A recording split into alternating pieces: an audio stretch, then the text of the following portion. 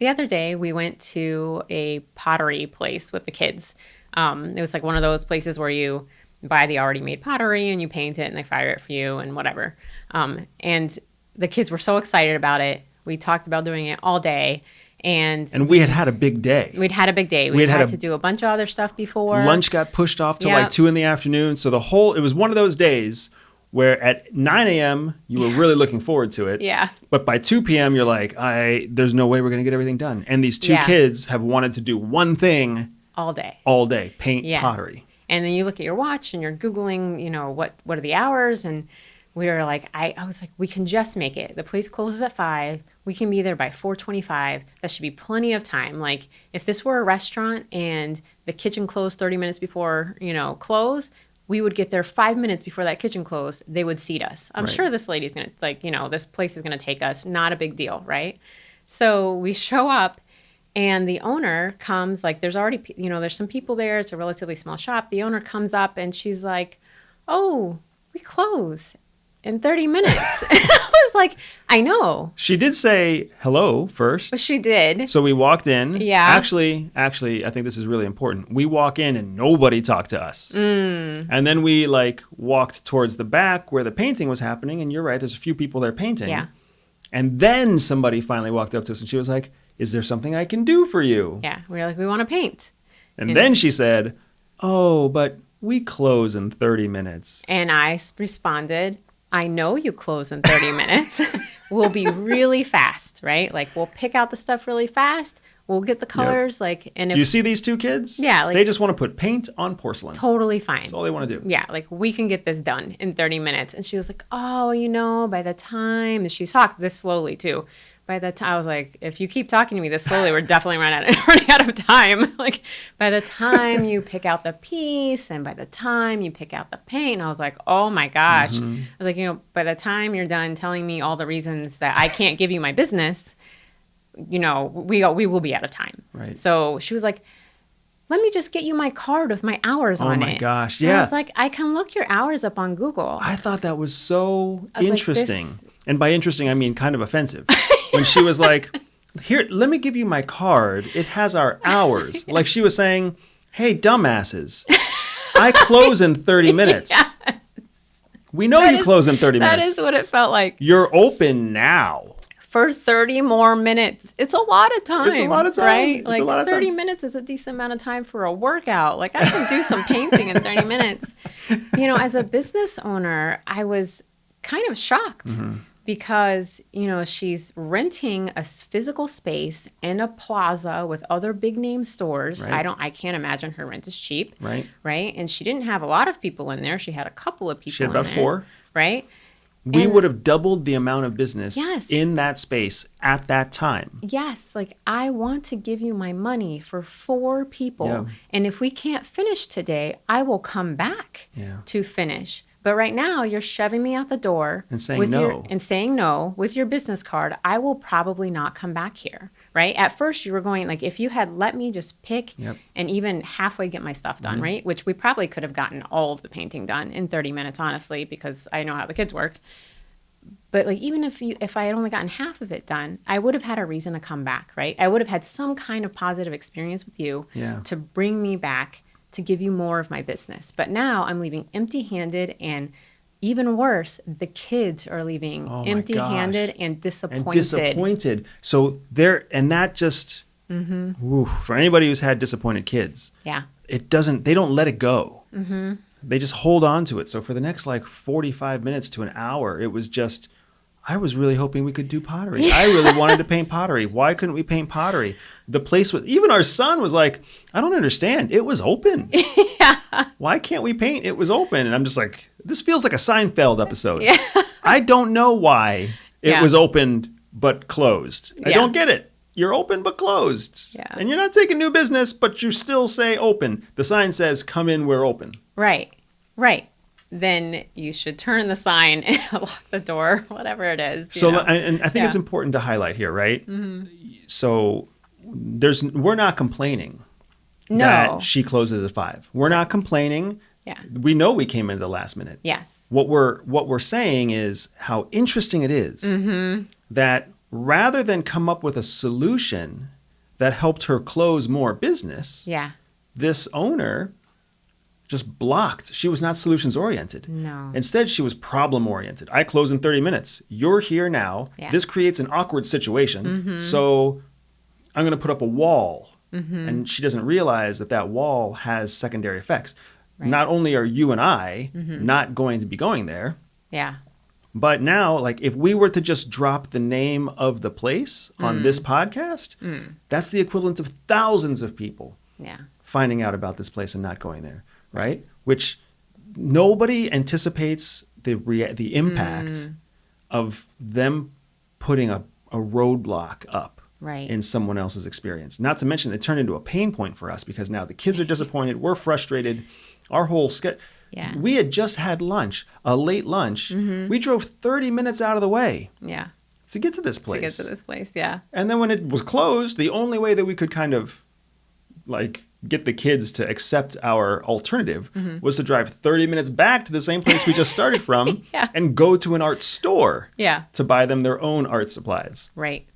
Like, it's one of those fascinating things. And there's absolutely a spy lesson here. It's not just a business lesson. Business owners, please. Yeah. Never turn away real business.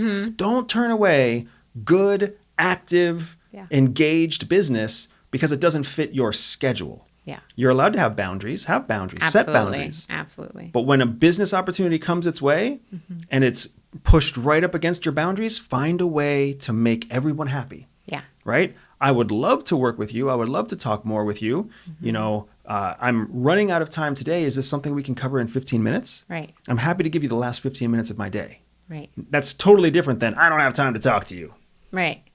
Yeah. You want to build the beginnings of a positive relationship and then have some kind of hook that brings them back to you. That positive hook is everything because, you know, we're taught from a young age. I remember my dad telling me this when I was like 7, that first impressions are everything.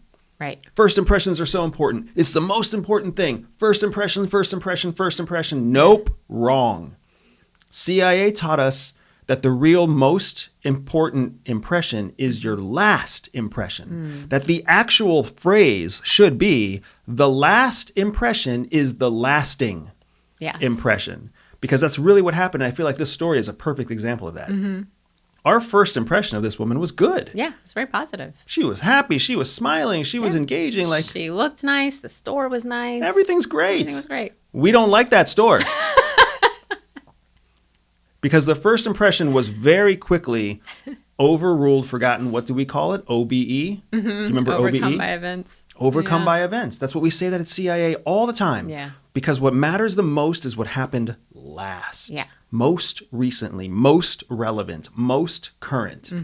So when this woman, her last impression on us was, get the hell out of my store. I've got to close down in 30 minutes because that's what my rules are. That's what my sign says out front. Instead of any other alternative. That was the last impression. And that's the impression that lasts. Your last impression is your lasting impression. I remember back to when you and I were taught, remember how we were taught to do our initial approach? Our bump? Yeah. So it just for a real quick explainer, what is a bump? What is an initial approach? So at the agency, a bump is when you bump into somebody. You have a chance meeting with somebody that is of interest. So to them, it seems like a chance meeting, but for you, it's planned. And you've planned out in your mind, this whole scenario of how you are generally going to get another meeting with them. And the approach has to feel very positive and very coincidental to the person that you're bumping. Very non-threatening. Very non-threatening. Right. So, but that's just the beginning. The approach is really just the beginning. Right. You want the first impression to be non-threatening, non-alerting, casual. Even though you know you've had this target. You've been chasing this target for months. And you just happen to be like, they're going to be at the coffee shop on the corner street at 2:00 today.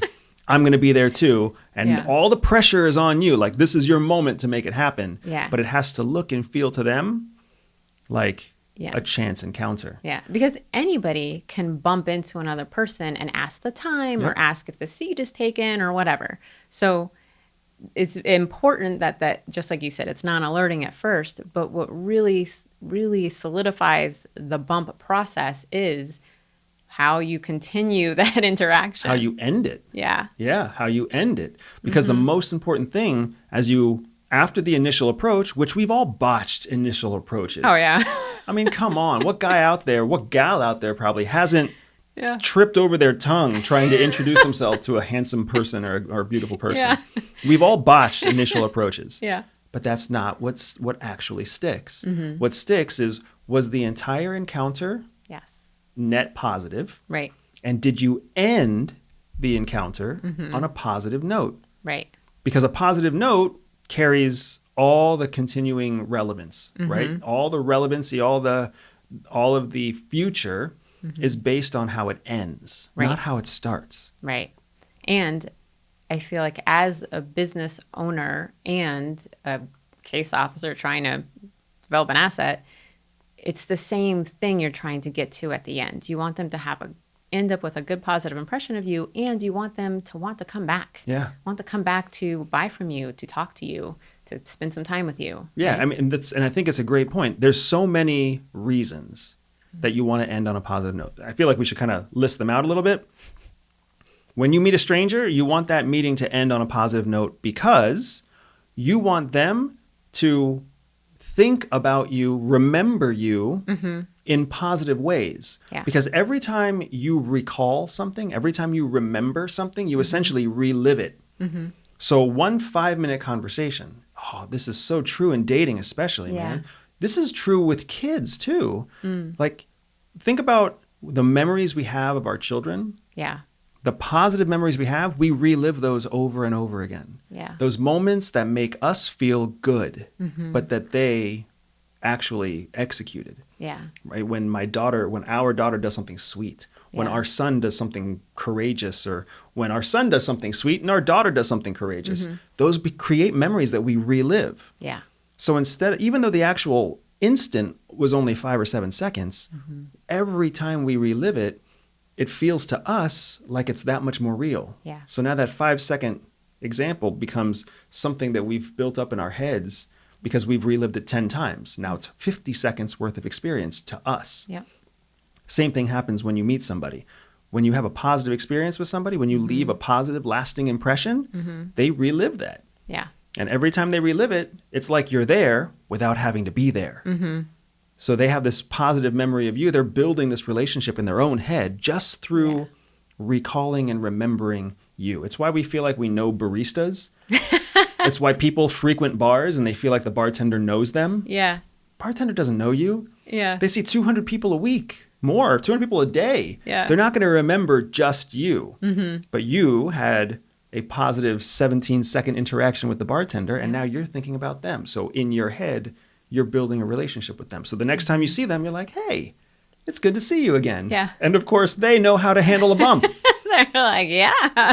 Hey, How's buddy. it going? How have you been? It's been a while. Because they don't know. If you like this short clip, make sure you click here to see the next clip or here to see the full podcast episode.